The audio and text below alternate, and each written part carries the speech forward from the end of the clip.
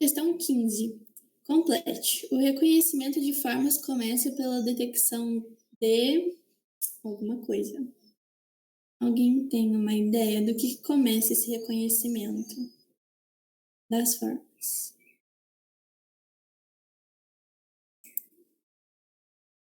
Aqui a gente pode passar? Seria aquele trem que ele explicou, um negócio de borda e centro, que ele deu o exemplo da mesa? Não exatamente. Um O negócio da mesa a gente vai ver mais pra frente.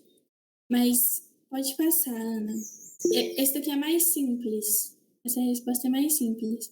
Pela detecção de feições simples, que são aqueles componentes básicos, né? Quando a gente, tipo assim, uma linha reta é uma coisa básica que a gente começa a perceber e detectar a partir dela, entendeu? Aquele negócio da mesa, a gente vai ver mais em. Não sei se é a mesma mesa que a gente tá falando, mas se for aquela que, tipo, é longa e a outra parece um quadrado, a gente vai ver mais em ilusões. Mas também tem a ver. Pelas linhas, pelos ângulos, também dá para fazer uma relação. E aí, dentro disso, pode passar também. Por favor. Dentro disso, a gente vê a importância dos testes de busca visual. Como a gente começa pelas feições simples, elas, teoricamente, vão ser mais rápidas da gente encontrar, da gente detectar. Então, num teste de busca visual, tipo esse da foto, é muito fácil a gente achar o O, né, diferente. Por quê? Por causa dos ângulos, né? Por causa das feições simples, né? Quando a gente bate o olho, a gente enxerga o O. Também por causa da cor, né? Só tem uma cor, então a gente logo percebe que ele tá diferente, né? Pode passar. Alguma dúvida nessa questão? Tá de boa? Se tiver alguma dúvida, ok. Qualquer coisa, manda no chat. Questão 16. Sabe-se que o reconhecimento das feições depende de mais do que uma simples lista de feições. A gente falou sobre a lista de feições, mas não é só isso, existe uma etapa anterior. Qual é essa etapa anterior que é muito importante para todo o reconhecimento das feições? Alguém saberia? Seria a reorganização dos objetos e formas? Exatamente. A organização da figura pelo observador, né? Análise perceptiva. A análise perceptiva ela vai ser um tópico da percepção da forma, mas não exatamente a etapa principal, tá? Mas também faz parte, a gente vai falar dela daqui a pouco. Tá? Mas, tipo assim, o mais importante é essa organização primária, assim, quando a gente bate o olho em alguma figura, a gente organiza ela para tentar compreender ela, tipo assim, numa forma mais ampla, numa visão mais ampla, sabe? Então, tipo, a gente junta as pecinhas e, tipo, vê o todo, entendeu? Pode passar, Ana, por favor. Aí, chegamos nela. Qual o conceito de análise perceptiva? Alguém quer responder?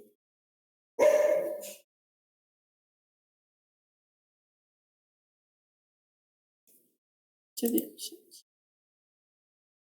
Não, acho que podemos passar. Isso, exatamente. Exatamente, Tati. Pode passar. Então, esse é o processo de segregar a cena em seus companheiros. Tá tudo bem, eu consegui entender o que você digitou. Um exemplo da análise perceptiva que o Paulo deu na aula é aquele recipiente com frutas, né? Que eram várias frutas, aí tinha uma atrás da outra, uma que estava dividida, né, por uma banana. E aí, naquela cena, pra gente entender que, tipo assim, o que estava atrás de uma banana era uma fruta só, né? Tipo uma maçã, não lembro o que era, uma manga. Pra gente entender que era uma fruta só, a gente tinha que fazer essa segregação, né, da cena e entender. Não, esse daqui é um elemento completo, esse aqui é outro elemento. E assim a gente organiza a figura e vê ela como um todo, né? Como um recipiente com frutas e uva. Uva não, cachos de uva. É porque ele corrigiu isso, eu tô só zoando. Ah, tá. Ele falou isso? Eu não lembro. Sim, que Falou. isso é uma uva, não. Cachos de Ele falou isso, eu não lembro quem que foi, mas eu lembro dele corrigindo isso. Mentira, Ô, que ele gente, fez nunca tem isso. condição com o Paulo, não, né? Ele sempre corrige a gente, assim, em tudo, cara. Sempre, sempre. É tipo assim, tem que falar exatamente o que ele quer escutar. Nossa, mas esse uva e caixa de uva me pegou muito. Mas enfim, é isso, tá? Análise perceptiva só lembra das frutas, então. A gente segrega os elementos. Pode passar, por favor. Não é bem isso, exatamente isso que ele fala. Qual abordagem da psicologia tem relevância no que diz respeito à organização das feições? Esse daí também tá de boa, não sei se vocês lembram. Isso, a Gestalt. Muito bem, pode passar. Então, a Gestalt, por quê? Ela fala muito dessa organização e que é um aspecto essencial de toda atividade mental e, por isso, uma forma não é percebida por alguém que faz um inventário de feições ou somando todos os componentes individuais, mas é aquela pessoa que realiza a organização do todo, de todo um padrão. Então, por isso que a Gestalt vai ser muito importante aqui, porque por causa dessa organização de enxergar, né, a imagem como um todo, bater o olho, tipo assim, já ter aquela organizada no padrão da figura. Tá certo? Pode passar, por favor. Aqui a gente vai ter também esse negocinho de colunas. Aí o primeiro, fenômeno especial de fechamento no qual são vistos contornos inexistentes. Qual letra que é essa?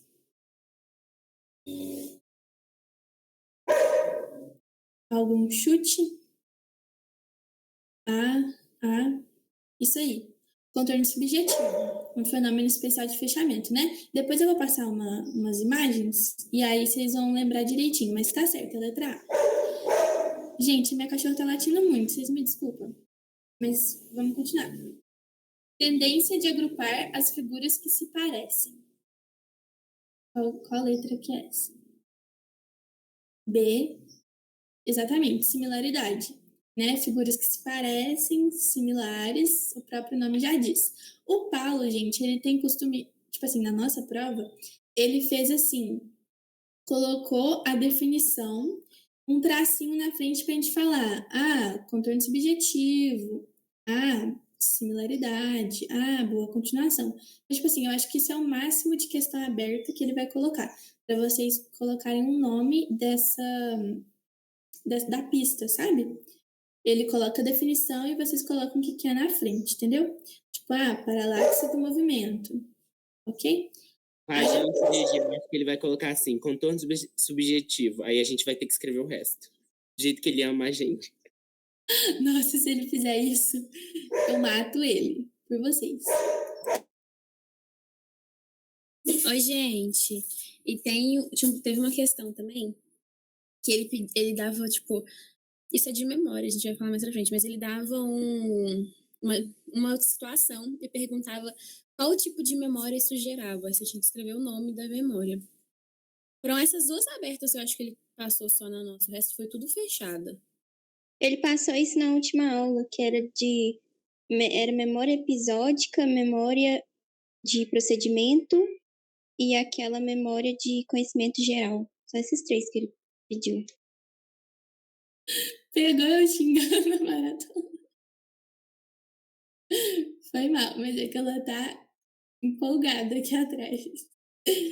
Mas é isso, gente. Não tem questão aberta de, tipo assim, escrever parágrafos nem nada assim. Foi mal, maratona, mas a revisão tem que continuar. Vamos para a próxima. Quanto mais perto duas figuras estão uma da outra, mais elas tendem a ser agrupadas pela percepção. C. Proximidade. Muito bem, então. Quanto mais perto, a gente tende a agrupar. E a última, nosso sistema visual parece organizar os padrões de um modo que sugere uma preferência por contornos que continuam ao longo de seu curso natural. D. Gente, as próprias palavras já falam, né? Curso natural, não sei o quê. Então a ordem fica assim. Eu acho que inverteu, né? As frases, mas enfim. Tá certa a resposta no final. Pode passar, por favor. Aí, duas últimas. Caracterizado pela separação do objeto do ambiente em que se encontra, seria qual letra? entre camuflagem e figura e fundo. Figura e fundo. Muito bem. Isso, que a gente tira, né, a figura do ambiente em que ela está. E aí a gente vê uma coisa ou outra. E a última princípio no qual a boa continuação prevalece, mesmo quando contraria experiências anteriores, é a camuflagem, né? Que a gente vê como uma boa continuação, né? O inseto está ali camuflado, na planta a gente vê a planta e o inseto como a mesma coisa. Ok, vamos passar. Aí a resposta. Alguém tem alguma dúvida ou tá de boa? Eu acho que tá tranquilo, né? Ok, pode passar, Ana, por favor. Aí, aqui é a imagem, e aí vão ser várias imagens e vocês falam o princípio de percepção. Só para ficar bem fixado na cabeça de vocês, mas ele não costuma colocar a imagem e pedir para vocês falarem o princípio, não. Então não precisa ficar muito, pensando nas imagens, entendeu? Mas então tá, qual é o princípio de percepção dessa imagem? Lembrando que os que a gente viu anteriormente, contorno subjetivo, boa continuação, proximidade, similaridade. Contorno subjetivo. Isso aí, Lívia. Contorno subjetivo. Pode passar, Ana, por favor. Aí a resposta. Por quê, gente? Porque a gente vê dois triângulos que não estão contornados, né? Que é o amarelinho do centro, né? E o cinza do outro lado no centro. Eles não estão contornados, né? A gente vê eles mesmo assim, justamente pelo contraste das cores também, pelas outras formas que estão ao redor. Mostrar. Gente, nos slides tá verde, tá? Vocês respeitem, por favor, nosso querido Paulo. Nos slides tá escrito que o triângulo é verde, mas tudo bem.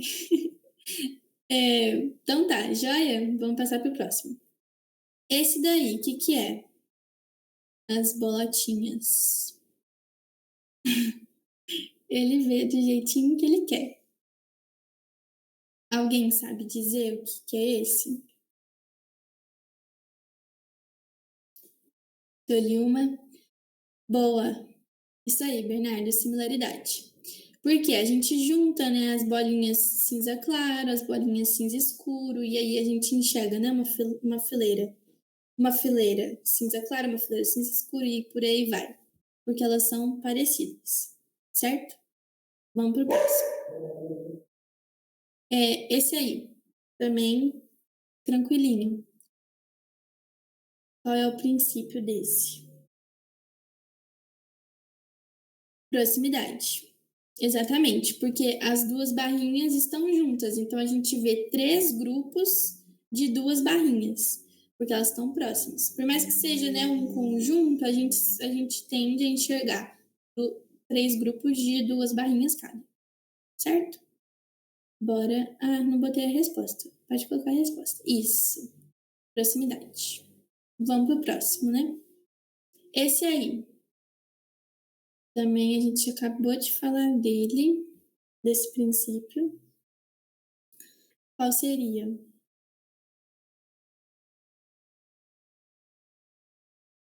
Boa continuação, exatamente, porque a gente tende a seguir as linhazinhas, né? Então, por mais que esteja pontilhado, tem um espaço entre elas, a gente vê, né, fazendo assim, exatamente assim. Ou então, aquela imagem, são, 2 coisas assim, a gente vê, essas... Vocês estão me enxergando eu fazendo esse negócio? Mas, 2 linhas assim, a gente vê uma assim e uma assim. A gente não vê, essa aqui, depois essa aqui, e, essa aqui, depois a de baixo. Não sei se deu para entender, mas a gente sempre vai ver, uma coisa aqui, seguir a linha. Por isso que chama boa continuação. Tudo certo? Pode passar, por favor. Acho que essa é a última. Também de boa, figura fundo. Pode passar, Ana, por favor. A gente vê, né, um velhinho, um senhor, meio, parece que ele tá com a mão, assim, no peito, mas é um cachorro, caramelo vira-lata, bem brasileiro. Uma moça, né, a gente consegue enxergar uma moça, um outro senhor do lado. Isso, exatamente, o outro senhor do lado. Então, assim, tipo assim, de acordo com o que a gente, né, põe atenção, a gente enxerga uma outra figura. Por isso que a gente tira ela do ambiente que ela tá, né, que seria, por exemplo, todo o senhor maior, a gente tira ela desse ambiente e aí a gente consegue enxergar uma outra coisa. De boa? Acho que pode passar, por favor. Então, vamos lá. A gente terminou a percepção da forma. Tá de boa? Tem alguma dúvida sobre essas coisas que a gente falou agora? De boa, Bernardo, Wender, ok. Então tá, qualquer coisa manda no chat se vier uma dúvida. Oba, 10 vezes melhor, então tá ótimo. Qualquer coisa, se vocês lembrarem depois, pode mandar. A gente vai começar agora a falar sobre as abordagens da percepção, que não sei se vocês lembram, mas existem 3 abordagens, né? A clássica, do modelo de processo e a neurociência. E aí são abordagens que ajudam, né, a gente a entender a percepção. Lembrando que elas não se anulam, né? Elas não competem entre si. São 3 abordagens diferentes que podem se ajudar, enfim. Elas não se anulam. Então vamos lá, questão 25. Sabe-se que existem diferentes perspectivas acerca da percepção. Quais características podem definir a abordagem clássica? Então, estamos começando com a abordagem clássica. Algumas características que vocês lembram aí, a gente pode falar da abordagem clássica. Alguém tem alguma ideia? Ambígua? Em que sentido? Essa abordagem é que defende que a gente analisa os estímulos de uma forma geral, né? As outras partem para um conhecimento mais específico e essa é mais ampla. Sim, exatamente. Para falar do nosso conhecimento prévio também. Então, é uma abordagem mais global. Ela vai caracterizar as coisas mais amplas da percepção, as características mais amplas da percepção, e vai discutir muito o papel ativo que o indivíduo tem na organização e interpretação do estímulo. Então, por isso vai falar do conhecimento prévio também. Pode passar, Ana, por favor. Então, vamos lá. Complete. As informações recebidas podem ser ambíguas. Por isso, geralmente, a nossa percepção as resolve. Aí, eu acho que a Tati lembrou dessa parte, né? Dessa questão de ambígua. Mas não é a abordagem que é ambígua. São as informações do mundo que às vezes podem ser ambíguas. A gente sabe que existem muitas ilusões que... Não sei se vocês vão lembrar, mas depois eu relembro vocês. Mas, tipo assim, a abordagem em si, ela não fala muito da...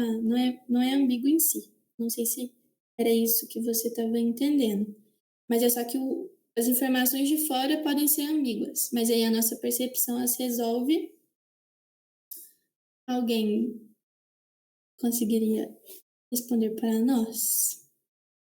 Entendeu? De boa. Acho que a gente pode passar. Ana, por favor. Então, da forma mais rápida e fácil, né? A gente economiza tempo, a gente economiza mentalidade, a gente vê a forma que tá ali da maneira mais rápida e fácil. Não sei se vocês vão lembrar daquela figura que eram 2 retângulos, um assim e um atravessado no meio. A gente vê como 2 retângulos e não como um polígono diferenciado e tal. A gente vê como 2 retângulos. Então, quando a gente bate o olho, a gente vê da forma mais rápida e fácil, da forma que a gente já conhece. Ok? Então, pode passar, por favor. O que nos permite identificar a frase da imagem como the cat, mesmo a segunda e a quinta letra sendo idênticas. Pode passar de novo, Ana, que está a imagem. Então, por que a gente lê a frase da imagem como the cat e não, tipo, como uma outra coisa? Já que a segunda e a quinta letra são idênticas. O que possibilita isso? Essa organização? Alguém tem alguma ideia? Seria justamente o contexto em que as duas letras se encontram e o nosso conhecimento prévio. Exatamente. Aqui uma curiosidade, que da primeira vez que eu vi esse exemplo, na verdade até agora, eu não vi que era que era para ser um H e um A, eu só vi o A. Aí eu tava achando que era Thai Cat. Aí eu fiquei, o que é isso? Mas eu também. Da primeira vez eu falei, gente, mas o que é Thai? Cat? Tipo, que língua é essa? Aí na hora que o Paulo falou que era um H, que eu raciocinei, só que eu não comentei isso na sala de aula, porque eu tenho certeza que ele ia fazer alguma correção. Ele ia te dar um lacre. Ele ia lacrar pra cima de você. Mas eu acho que todo mundo não vê o H de primeira, porque parece mais um A. Só que, justamente, pode passar, Ana, por favor. Justamente pelo contexto, né, da frase e pelo conhecimento prévio que a gente tem, a gente sabe que na nossa linguagem e no inglês, né, não existe tai, né, e, tipo assim, não faz sentido na frase.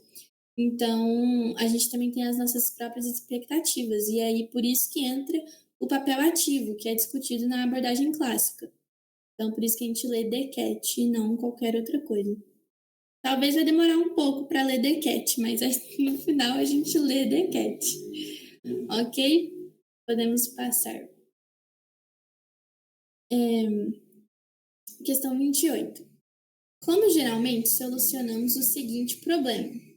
O mesmo objeto distal pode produzir muitos estímulos proximais diferentes.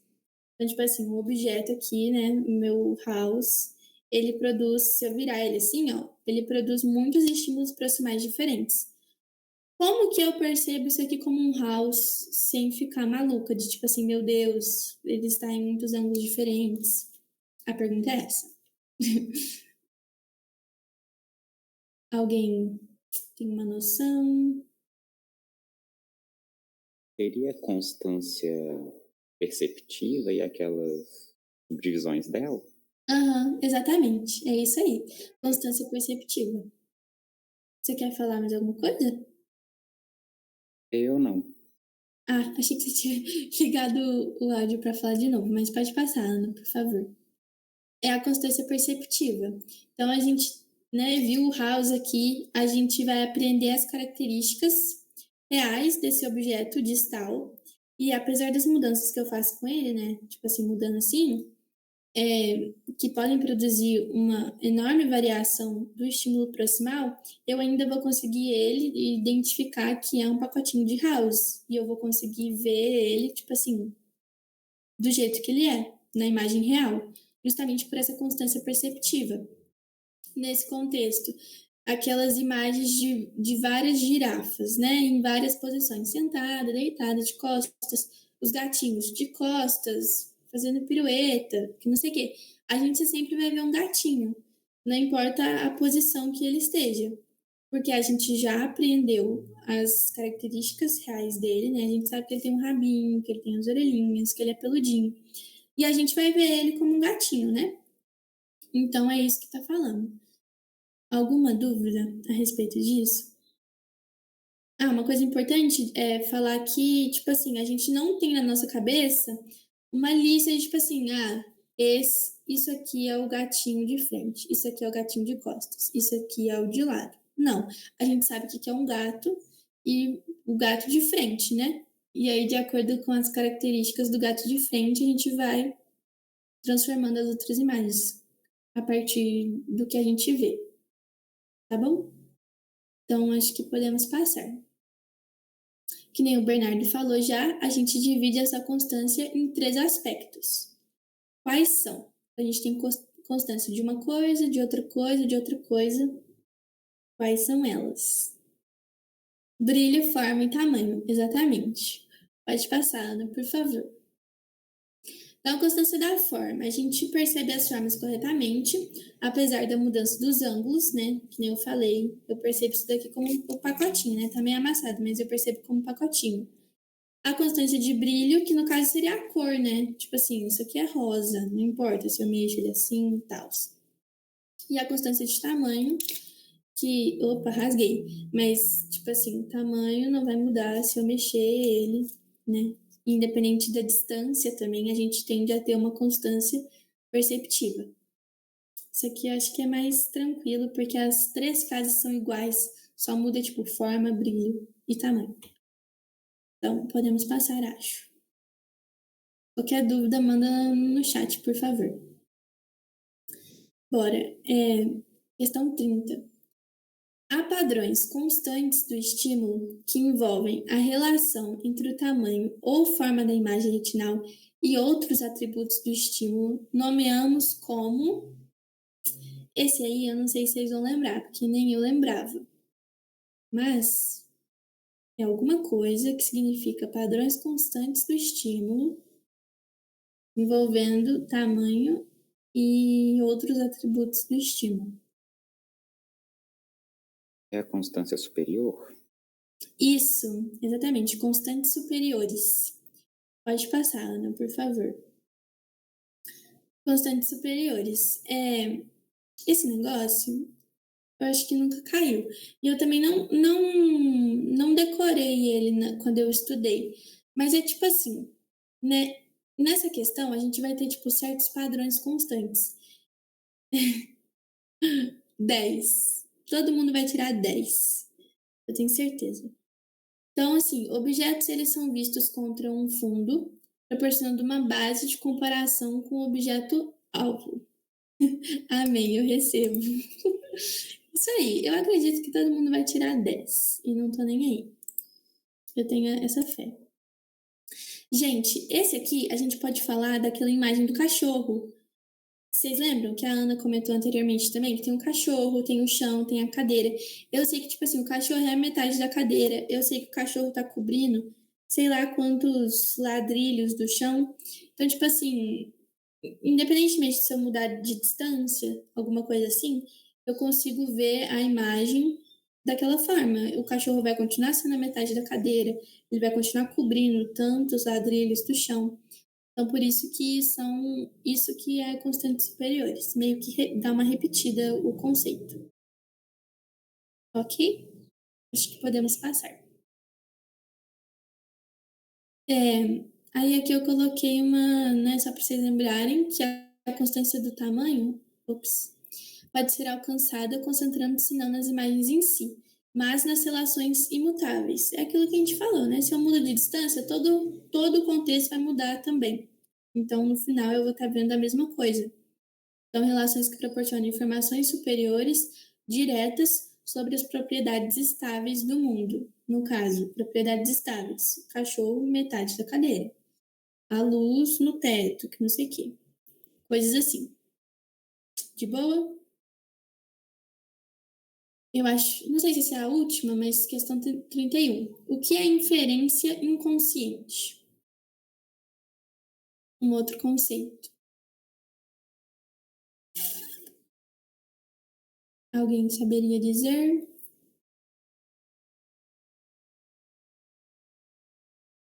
Acho que a gente pode passar. A inferência inconsciente é aquela relação inversa entre a distância e o tamanho da imagem retinal. Então, se o objeto triplica de distância em relação a mim, por exemplo, que sou observadora, o tamanho da imagem é reduzido a 1/3. É essa relação. Ou então, se duplica, a imagem é reduzida à metade. Né? Se multiplica por 4, vai ser reduzida a 1/4 do tamanho inicial. Então, essa é a relação. E por que é inconsciente? Porque a gente não fica fazendo essas continhas na cabeça, né?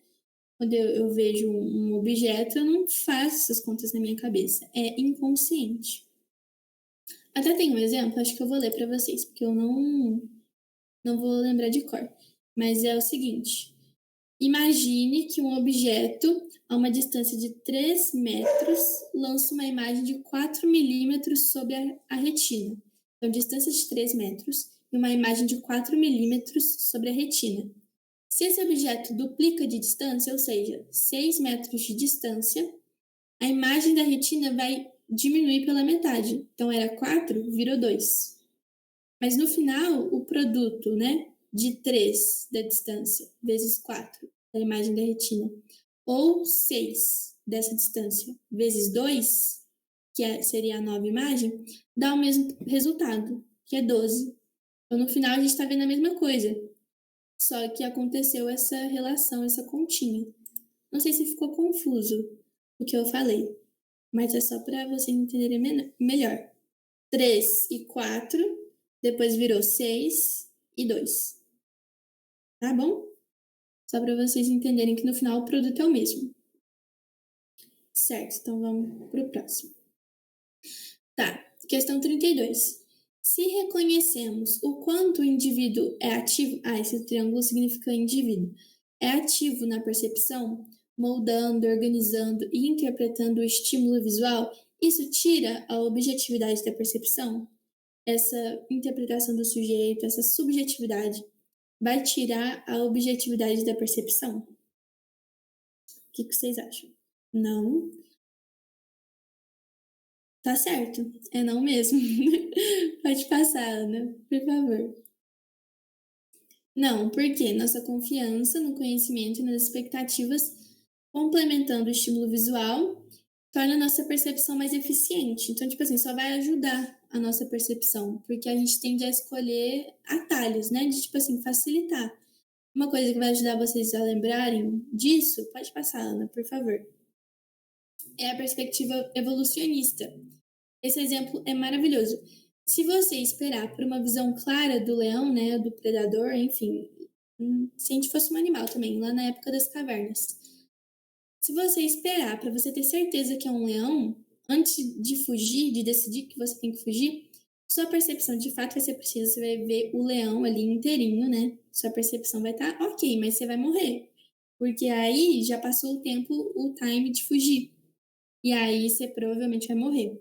Então, é isso que quer dizer essa questão. Por mais que, tipo assim, existe a objetividade da percepção, a nossa subjetividade é muito importante. Nosso conhecimento prévio, tudo mais, nosso papel ativo é muito importante. Então, é isso que quer dizer nessa questão. Tá claro? Tem alguma dúvida?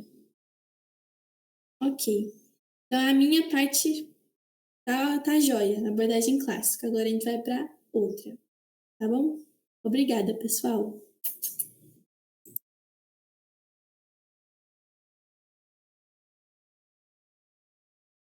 Gigi arrasou, né? Então agora nós vamos para modelo de processos, né? Vamos começar com a hierarquia de detectores, ou rede de feições. Alguém quer explicar o que é, como é que funciona?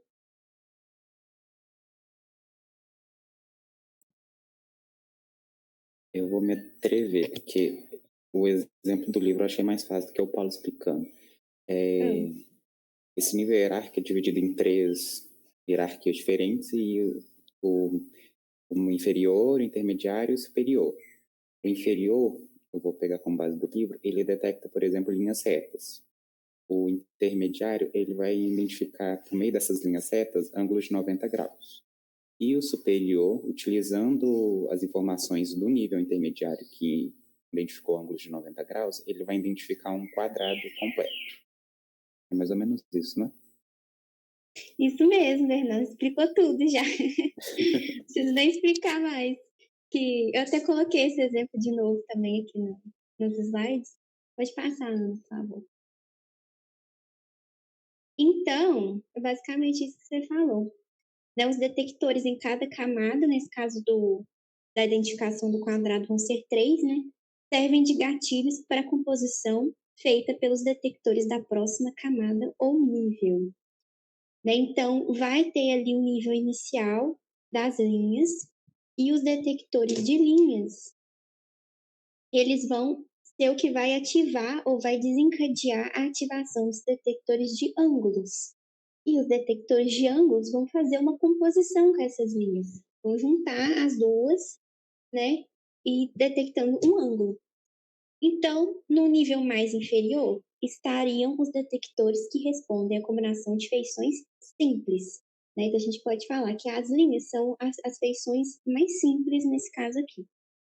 Os detectores do próximo nível não precisariam pesquisar o mundo visual diretamente, mas seriam desencadeados pela atividade no nível inicial. Como eu falei, é uma cadeia mesmo, né? Uma rede. Então, os detectores do nível 2, do nível 3, eles não precisam mais analisar e pesquisar cada uma das partes separadamente, porque o nível que veio antes já fez isso. Ele só vai pegar a combinação, né? E no nível mais superior, por último, então estariam os detectores que disparam apenas quando desencadeados pela combinação adequada de detectores no segundo nível. Então, os detectores do quadrado, eles só vão ser desencadeados quando houver a combinação correta dos dois ângulos retos, né, formando quadrado. Formando quadrado. Que nem tem o exemplo da imagem, né, que o Paulo falou. Pode passar, Ana, por favor. Entendido, gente? Esse? Tá tranquilo? Vamos para 34. Processamento top-down e o processamento bottom-up. De baixo para cima e de cima para baixo. Quem quer explicar esse? É assunto que o Leozinho deu uma aula incrível para a gente, né? Eu até coloquei o mesmo exemplo que ele já explicou, até o Paulo amou, né? Ok? Cadê o Léo?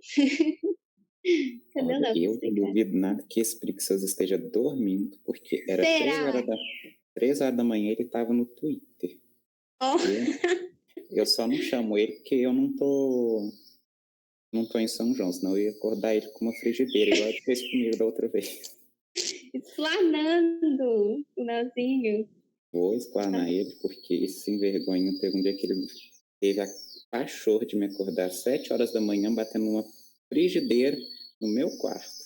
Então, não acredito. Vocês pensam que o Leonardo é uma boa pessoa? Tá aqui, ó. Não é. Não é. Quero me defender aqui que ele é uma pessoa muito má. Bom. Ó, tá vendo? Plano mesmo. Se você estivesse lá em São João, você ia querer dar sua vingança, né? Eu ia tacar um balde de água fria nesse vergonha. Mas capaz que ele ia achar bom nesse calor, né? Acho que ele O problema é que ele ia achar bom, não podia ser banho de água quente, então. Pois é, aí ia ser ruim. Mas já que tá aqui, o top-down é o que tem os conhecimentos prévios nossos, as experiências passadas, né? Porque vem de cima para baixo, que é o cérebro que interpreta e depois a gente interpreta. E o bottom-up é que a gente recebe essas informações externamente. Mais ou menos porcamente assim a explicação, né? Porcamente nada. Você deu a geralzona do assunto. É isso mesmo. Então, olha só. De cima para baixo é o top-down, né? Que nem o Bernardo falou, baseado no conhecimento, nas nossas expectativas. Então, a gente tem que ser, nesse caso, preparado para receber os dados do estímulo. É como se a gente recebesse efeitos de ativação.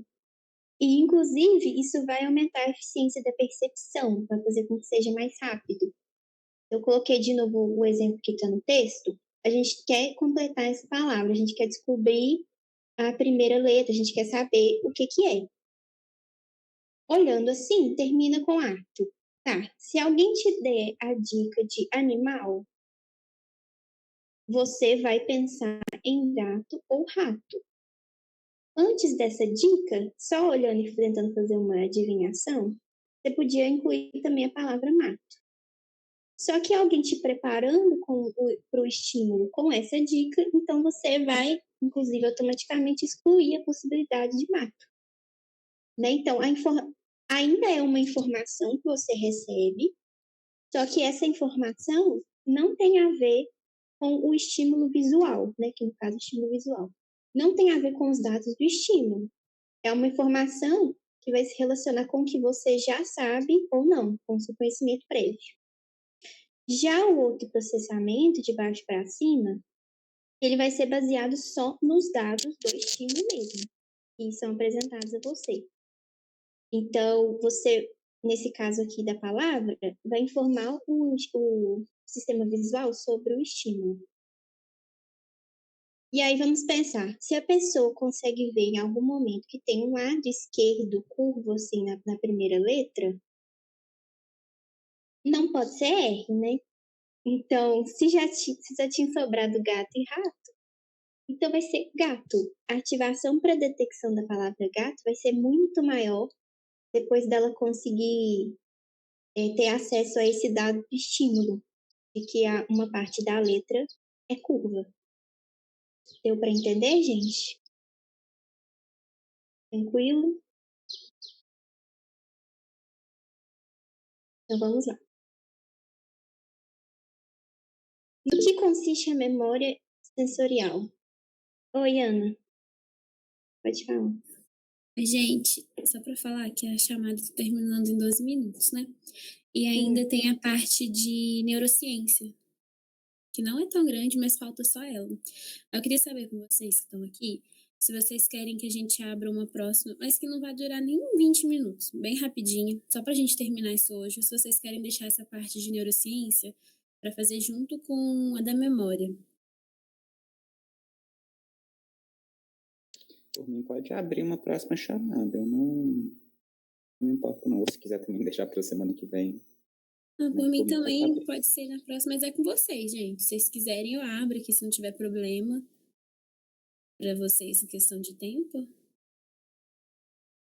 Na próxima semana, nem na próxima semana, vai ser depois que terminar a memória. Provavelmente, a gente deve ter que fazer na semana da prova. E assim que terminar a questão da memória, a gente faz ela.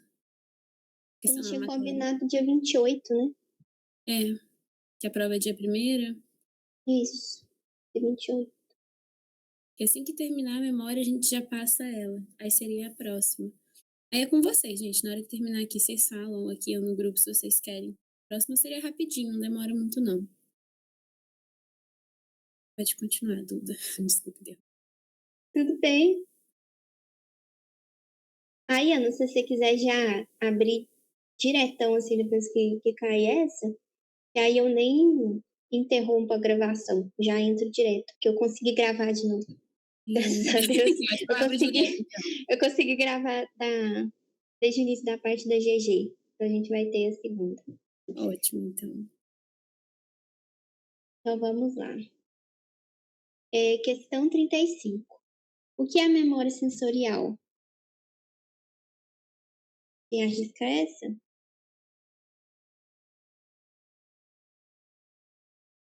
É aquela questão de que os estímulos eles ainda estão no nosso cérebro, só que a gente ainda não tem a informação da quantidade necessária para processar ele completamente. Aí a gente precisa receber esse estímulo novamente para tirar a conclusão necessária. Só que é porque isso toda hora acontece comigo, com o Léo. O Léo me xingou de novo também, porque toda hora ele fala uma coisa rápida, eu não entendo, eu pergunto por quê, e antes dele terminar a frase, eu já respondo, porque eu consegui memorizar o que ele falou. Mas é que o estímulo vai se diminuindo gradualmente no decorrer do tempo, e a gente precisa às vezes a gente precisa de receber uma nova onda desse estímulo para captar ele por completo. Acho que eu Isso mesmo, Bernardo. Assim, essa última parte de que a gente precisa, talvez, receber o estímulo de novo, assim, para a gente captar ele por completo, eu acho que isso é uma verdade, mas não tá bem não tá nessa parte da resposta, né, no caso. Acho que realmente tem as situações que a gente vai ter que meio que confirmar, né? Mas a ideia principal mesmo da memória sensorial é só o fato de que vai sumir gradativamente. Na verdade, o processo vai acontecer gradativamente, né? Eu até coloquei a imagem da onda, porque no texto fala que você jogar a pedrinha assim no lago, imediatamente depois que a pedrinha cair, não vai acabar a onda, ela vai se propagar, é como uma propagação mesmo. Vai ser uma coisa que vai acontecer devagar. Então, por mais que você tenha já você olhou para uma coisa, você desvia o olhar direto e olha para outra, o processamento ainda está acontecendo. Precisa de um tempinho, mesmo que seja muito assim, muito pouco, para que o processamento aconteça. Então, às vezes, você já vai estar recebendo um outro estímulo e ainda não acabou de processar o anterior. Por isso que acontece isso. Você ouviu o que a pessoa te falou, e aí você questiona, né? Às vezes a sua atenção vai para outra coisa, você questiona para a pessoa, né, o que ela falou de novo, porque você acha que você não entendeu. Mas passando um tempinho assim mínimo, você vê que na verdade você ouviu sim. É só porque o processamento não tinha chegado no final ainda. Né? Então, o fato de que a atividade em cada etapa do processamento leva uma fração de segundo para diminuir. Assim, isso permite que as próximas etapas do processamento recebam um estímulo dessa atividade contínua, mesmo quando o estímulo não está mais presente. Mesmo quando você deixou de olhar para o que você estava olhando naquele mesmo momento.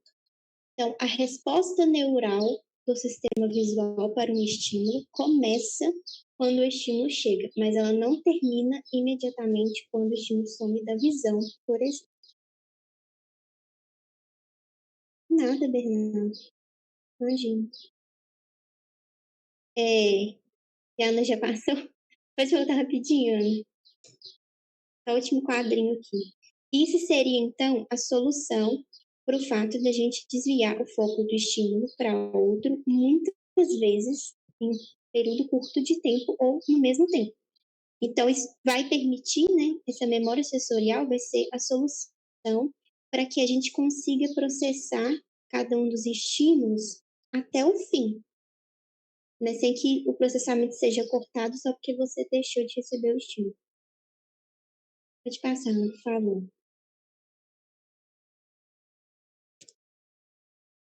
O que são os geons?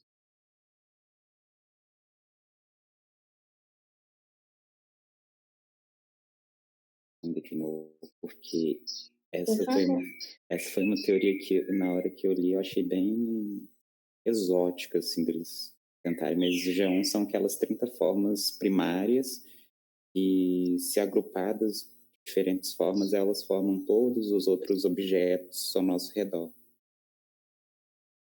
Seria isso? Isso mesmo, certinho. Eu também acho muito exótico, porque fala que a gente conseguiria meio que aprender todos os objetos, ou a maioria deles, com base nisso, né? Com base em composição de geons. Realmente. Eu queria imaginar o que a pessoa pensava para, nossa, aquela mochila ali, ela é um conjunto de várias figuras geométricas. Então, se eu decompor elas em várias, eu vou conseguir explicar todo o resto do mundo. Não sei o que a pessoa pensava na cabeça, né? Bem criativo, né? Bem criativo. Psicologia, né? É isso. Isso é abstração. Então, é um mais louco que o outro. Pois é. São várias teorias e a gente tem que estudar elas, né? Então, seriam basicamente essas figuras tridimensionais ou unidades perceptuais representadas por um esquema formal simples, formado por componentes geométricos. É isso. Para conhecer um objeto, a gente precisa identificar as feições, né, segundo essa teoria, e depois usar os geons para identificar os componentes de suas relações. Então, você identifica as feições separadamente, cada uma mais simples. Depois, na segunda etapa, você vai identificar os geons e fazer as relações deles. Você vai juntar uma figura com a outra. Você vai pensar, sei lá, que você olha para um cilindro junto com um paralelepípedo. E aí, você, na última etapa, né, você vai procurar na sua memória visual um objeto que corresponda com isso. E eu pensei, no caso, um martelo. Então, você vai buscar na sua memória visual que o martelo vai corresponder com um cilindro junto com um paralelepípedo. Básico, né? E é isso. E aí tem um adendo que, apesar de geomas e as suas relações nos darem uma descrição completinha da geometria de um objeto tridimensional, ainda não vai dizer para a gente sobre a última etapa do processamento, que seria conferir significado àquele objeto. Pode passar, Ana, por favor. Eu coloquei essa observação aqui do transtorno da agnosia visual associativa, né, que o paciente ele vai enxergar, ele vê o objeto, ele consegue até muitas vezes reproduzir, fazer um desenho, mas ele não sabe identificar o que é, basicamente, não sabe atribuir um significado. Então, ele vai fazer descrições estruturais adequadas, mas não vai realizar todo o processamento até o final dele, para a identificação correta do significado. Então, acho que essa foi a última de modelo de processo. Alguma dúvida, gente? Tá tranquilo? A gente encerrar essa, então? Tranquilo? Então tá bom, gente. A gente vai encerrar essa aqui e vai terminar a última parte. Neurociência deve ser rapidinho também. Tá bom?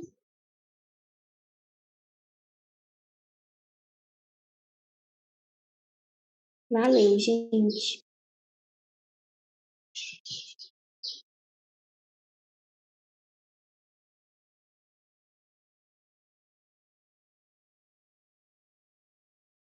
Gente, eu acho que já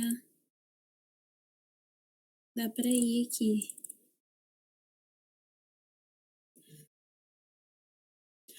Ó, quais são as duas categorias que as células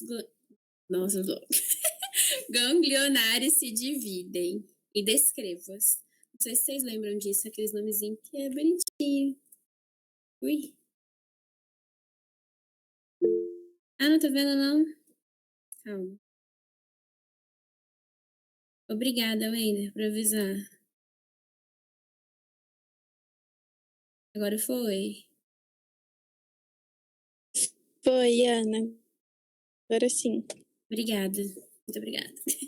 Quais são as duas categorias na qual as células ganglionares se dividem? Descreva-as. Alguém lembra dessa parte? Quer falar? Eu falo caracterizando essas células como uma sendo maior e outra sendo menor. Mas o nome específico delas, eu sei que é para detectar forma, profundidade, mas eu não sei a divisão, não. Tá certinho. Eu vou passar aqui, que eu vou falando enquanto tá aqui. As células são a parvo e a magno. Gente, eu decorei isso lembrando assim, célula parvo, pequena, célula magno, maior. Eu lembrei assim, que isso fez cair na minha cabeça. Então, se aparecer na prova, célula P é pequena, célula M é grande. Vocês tentam lembrar assim. As células parvo, elas vão cobrir toda a retina. Porque se ela é pequenininha, lembra assim, uma coisa pequena, ela cabe mais num lugar do que uma coisa grande. Então, elas são mais numerosas. Elas são pequenas, elas cobrem toda a retina, são mais numerosas. E elas são sensíveis à diferença matiz, que é a diferença da cor. Ou seja, elas vão enxergar a diferença das cores. E elas vão atuar nessa... Como elas enxergam essa diferença de cor, elas vão atuar nessa percepção dos padrões, das formas que compõem as coisas que a gente está vendo. Já as células magno, elas são maiores e, vamos supor assim, as pequenininhas estão ocupando todo o espaço ali, então elas são empurradas para o lado. Então elas vão ficar à periferia da retina. Então, como elas são maiores, estão na periferia da retina, elas não estão ali no centro, elas não vão enxergar a cor, porque elas estão no ladinho. Eu lembro assim. Então, elas são maiores, estão na periferia da retina, elas são cegas à cor, mas elas são muito sensíveis à diferença de brilho, que é a diferença de luminosidade que está tendo ali. Isso é um pouco confuso para mim, mas acho que vocês devem lembrar de sensação. A gente estudou as diferenças de brilho e de cor. Então, elas sentem essa diferença de luminosidade. Então, se estiver maior ou menor, elas vão enxergar. E essa diferença de luminosidade vai ajudar que elas enxerguem, né, que elas atuem na percepção do movimento e da profundidade das coisas que a gente está vendo. Então, essas são as duas diferenças delas. Parvo é pequena, tem maior quantidade, está em toda a retina e ela vai enxergar cor e ela vai ser responsável pela percepção dos padrões e das formas. Já as magnas são maiores, então elas são empurradas para os ladinhos, né? Elas estão na periferia, tem menos quantidade. Elas vão ser cegas à cor e elas vão ser sensíveis a essa mudança do brilho que vai auxiliar elas a ver essa percepção do movimento e a percepção da profundidade. Tá ok, gente? É só vocês lembrarem assim. Eu acredito muito que esses nomes estranhos, a gente tentar decorar, não ajuda muito. Porque quando a gente decora, se a gente chega num momento estressante como a prova, a gente esquece, dá branco do que a gente decorou. Então, a gente tem que tentar entender o porquê que elas têm essas funções. Então, vocês sempre tentam associar essas questõezinhas. A questão do nome é fácil lembrar. O P com pequeno, o M com maior, mas essas questões, tipo, periferia, por quê? Porque ela maiorzinha foi empurrada pelas muitas pequenininhas que tem ali, principalmente no centro. Aí a gente vai indo assim, que fica mais fácil para lembrar durante a prova, viu, gente? Aí aqui eu deixo essa observação, que isso exemplifica o padrão de especialização neural, que tende a aumentar à medida que a gente vai se aprofundando ainda mais dentro do sistema nervoso. Esse modelo da neurociência, diferentemente do primeiro, ele é bem aprofundado. Em relação ao segundo, que era de uma forma bem aprofundada também, ele é mais aprofundado ainda. Ou seja, ele vai segregar ainda mais os processos, em pequenos processinhos. Então, esse é aquele que é um mais chatinho, porque você tem que decorar mais nome, porque cada função tem a sua separação ali dentro do nosso cérebro. Agora, o que é o processamento paralelo e qual sua importância? Gente, em relação ao que eu falei, tá tudo tranquilo? Como tem esses nomes chatinhos, vocês podem falar, tá?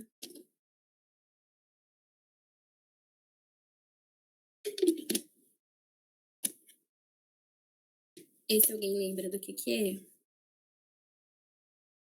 É aquilo de que as feições mais simples a gente processa ao mesmo tempo. Diferentes feições simples a gente processa ao mesmo tempo, porque é mais rápido e permite que a gente interligue as informações de um estímulo ao outro.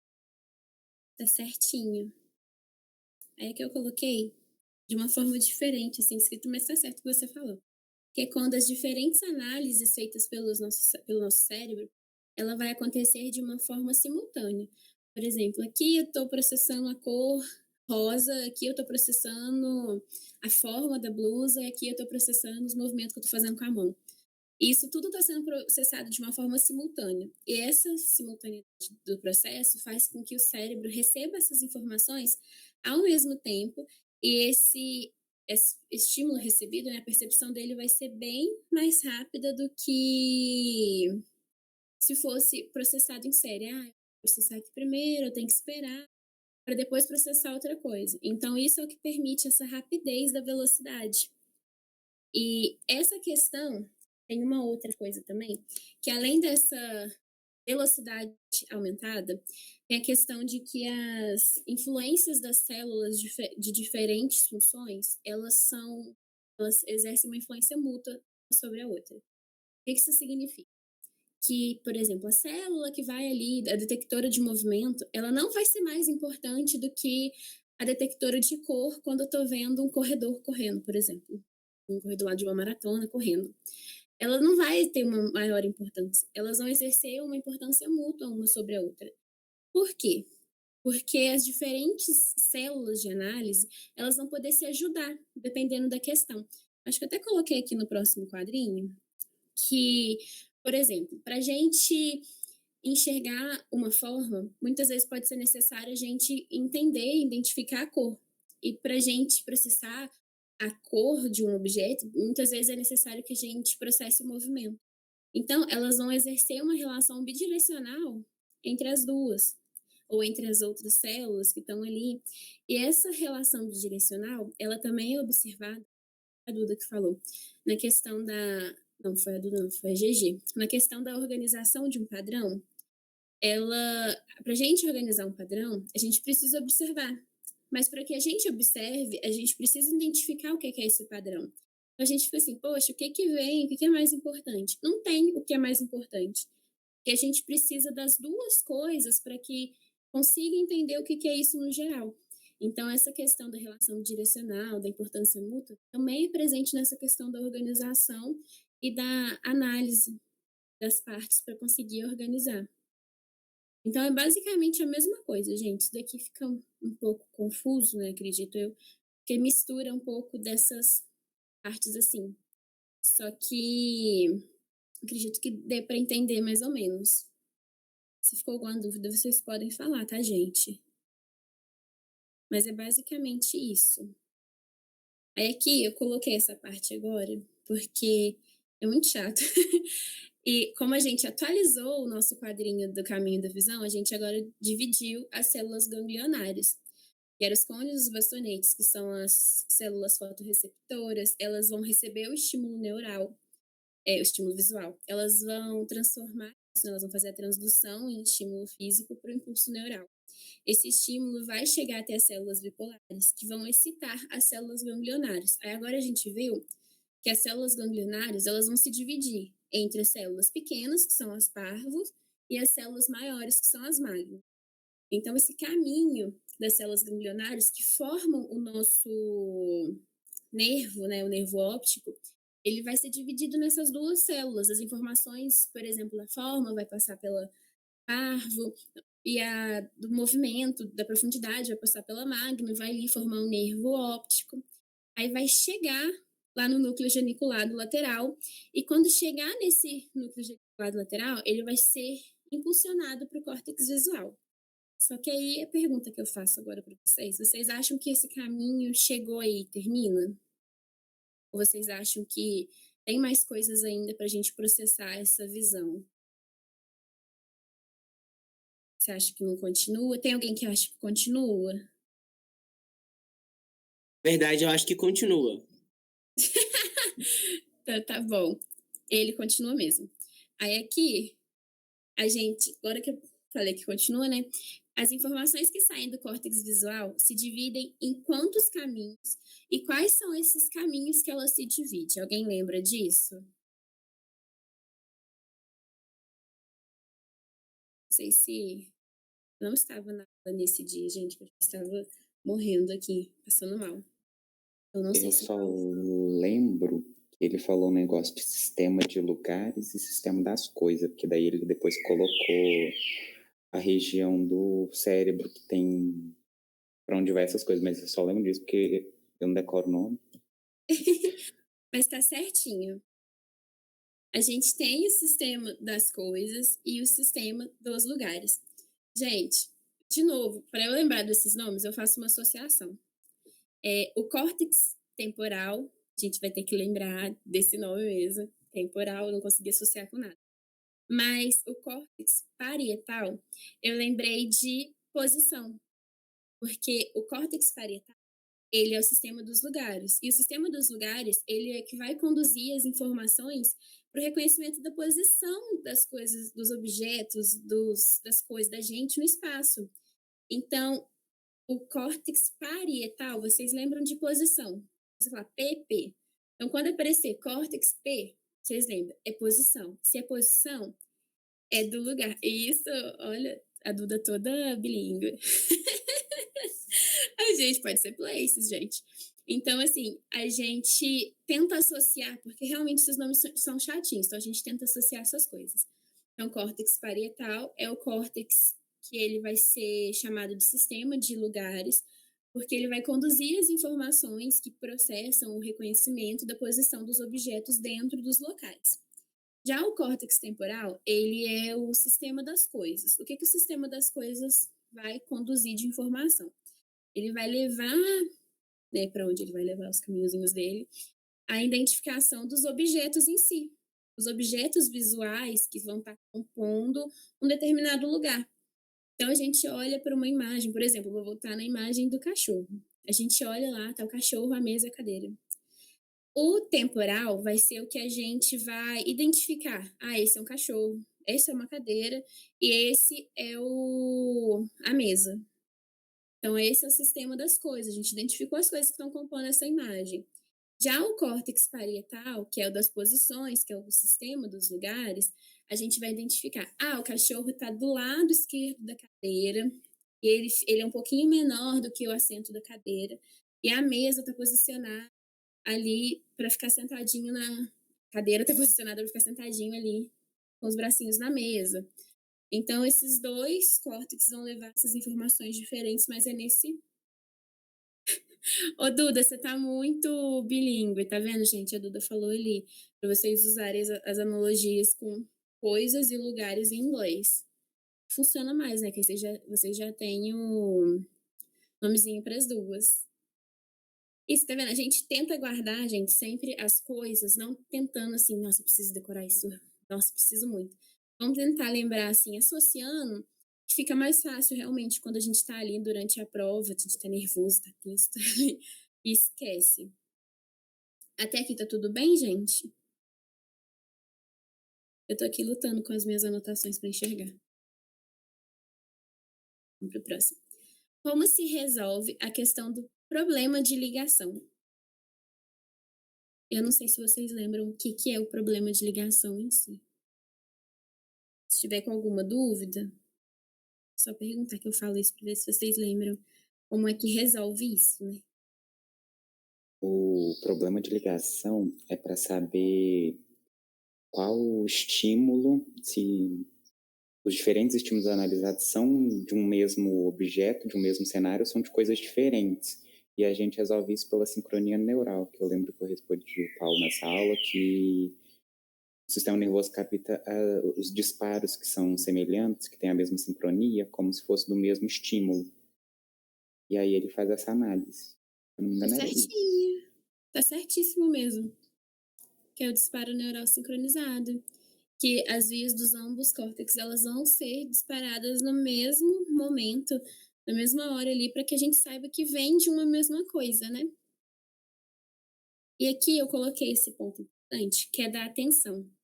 Que ela é importante para o papel da sincronia neural. A gente até, na questão da sensação, a gente já viu isso, que a atenção é importante.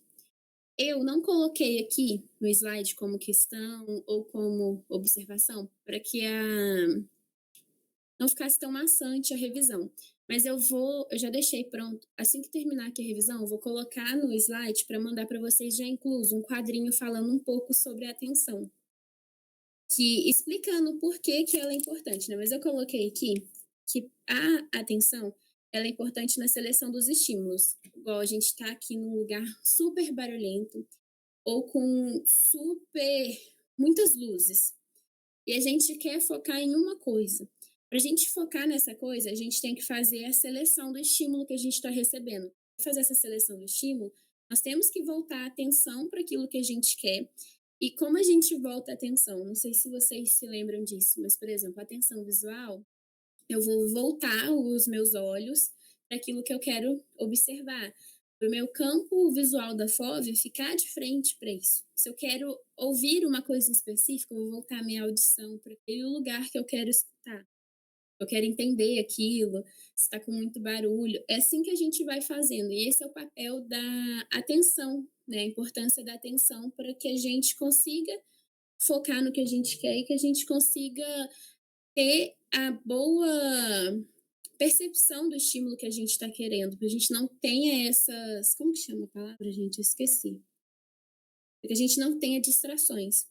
E essa atenção em um estímulo específico, ela faz com que a gente fique distraído de todos os outros estímulos. Porque, por exemplo, já viu quando alguém vem falar com você, você está tão focado numa coisa? Eu sou assim quando eu tô jogando uma coisa, alguém vem falar comigo, eu nem escuto a pessoa.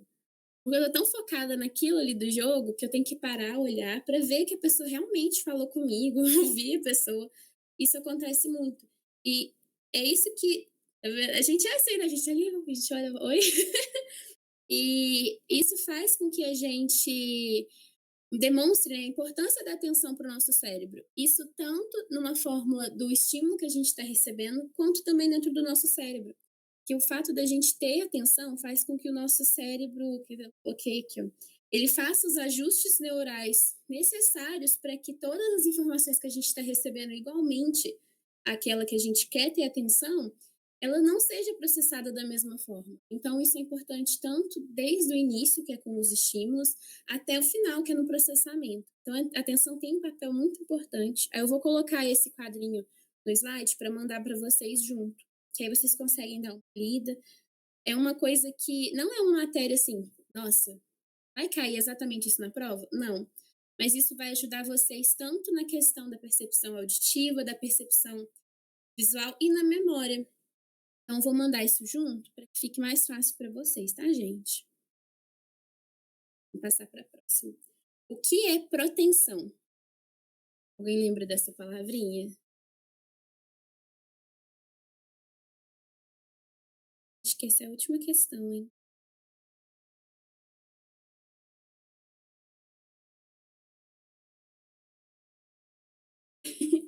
Esse negócio, se eu não me engano, não tem no PDF da matéria, tem só no slide que o Paulo colocou. Mas protenção é a percepção da passagem do tempo. E essa passagem do tempo, essa percepção, não vai ser o tempo físico em si. Por exemplo, o dia tem 24 horas, mas a protenção não é sobre o dia ter 24 horas. A protenção é sobre, nossa, eu tô super ansiosa para viajar, mas o dia de 24 horas parece ter 80, não passa. Ou o dia tá super bom, eu tô aqui me divertindo e passa rápido demais. A gente fica assim, nossa, eu fiquei tão ansiosa para viajar, agora que eu tô aqui viajando, o dia passou super rápido. Então, a protenção é essa percepção da noção do tempo, da duração do tempo pra gente. E essa experiência de tanto, como eu falei, prolongamento é triste, né, Duda? Essa experiência de prolongamento ou retardamento do tempo, ela vai ser atribuída não às questões físicas do tempo em si, mas ela vai ser relacionada aos nossos efeitos cognitivos e emocionais. Porque a gente ou vai estar ansioso para querer antecipar uma experiência e essa experiência não vai chegar, ou a gente vai estar super cansada ali e, nossa, o negócio não tá passando. As aulas do Paulo são assim de vez em quando, né, gente? Porque a gente tá ali e fala, caraca, não passa. Eu acabei de olhar no relógio, era 7h40. Eu olhei agora, ainda é 7h50. E isso é muito nítido. São sempre assim, né? Eu fico indignada. Porque chega 8h30, não dá 8h50, gente.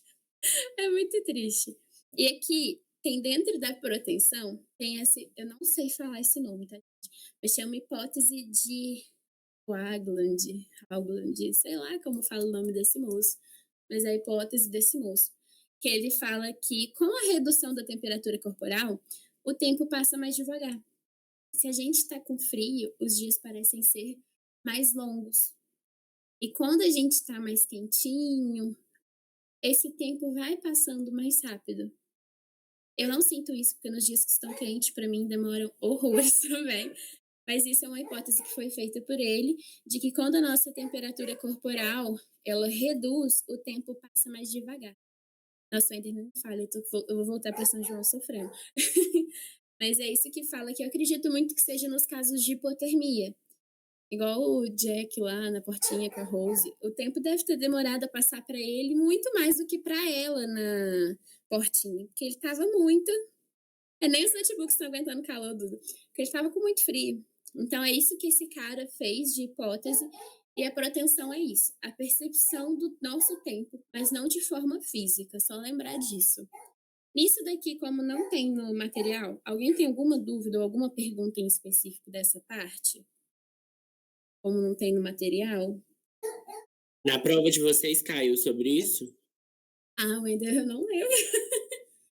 Mas provavelmente alguma daquelas questões que tem 1001 questões, deve ter tido alguma coisa que citava essa palavra. Para ele falar, provavelmente ela vai cair assim, não perguntando o que é proteção, a proteção é isso, aquilo. Pode ser que ele pergunte algo relacionado, por exemplo, à sua visão. Você tá ali tendo que observar uma coisa, mas você tá com, assim, o tempo da proteção ali aumenta. E você fala assim, que palavra é essa? Eu acredito que deva cair dessa forma, sabe? Citando a palavra mais para vocês saberem o que é isso, não o conceito em si. Mas eu também não lembro mesmo se caiu de verdade. Mas para ele passar, provavelmente deve cair, porque ele, por mais que as provas dele sejam toda maluca, tudo que ele dá na prova realmente ele passou, sabe? E quando ele dá uma coisa extra, normalmente porque ele quer que você saiba o que é essa coisa para cair na prova, entendeu? Sim, nesse sentido ele é super de boa, porque tem professor que não, gente. Tem professor que eles cagam. Tipo assim, eu não dei isso, mas eu quero que vocês saibam. Vocês têm que saber, vocês saibam disso. Aí é isso, gente. A gente terminou a nossa. Tô na monitoria. A gente, meu pai vindo aqui. Quer falar oi pra eles? Mas é isso, gente. Acabamos a nossa revisão. Qualquer dúvida, vocês podem mandar mensagem pra gente, tá bom? E é isso. Qualquer coisa. Nos vemos agora em memória.